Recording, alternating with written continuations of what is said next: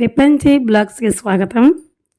ఈ వీడియోలో తెలుగు చమక్కులేంటో కొన్ని చూద్దామండి. హ్రస్వ అక్షరాన్ని దీర్ఘాక్షరంగా మారిస్తే కృత పదాలు ఏర్పడతాయి. అవేంటో చూద్దాం ఈ వీడియోలో.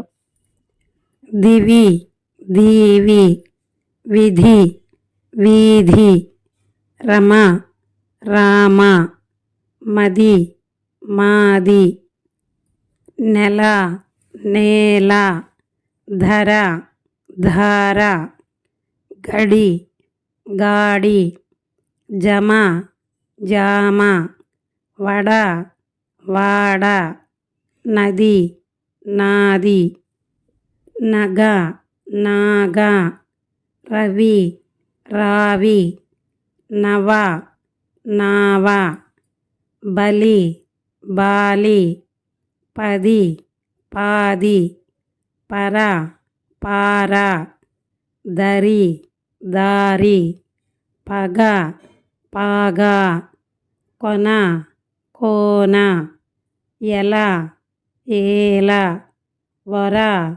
ఓర, కలం, కాలం, లలన, లాలన, కంచు, కాంచు, కనుక, కానుక, పదం, పాదం, వరం, వారం, సరం, సారం, సంచి, సాంచి, కలువ, కాలువ, పడుట, పాడుట, కరం, కారం, పవనం, పావనం, చెరువు, చేరువు, జలం, జాలం, పతకం, పాతకం. మీకు ఈ వీడియో నచ్చిందని అనుకుంటున్నాను. ఈ వీడియో మీకు నచ్చినట్లయితే లైక్ చేయండి, షేర్ చేయండి, సబ్స్క్రైబ్ చేయండి.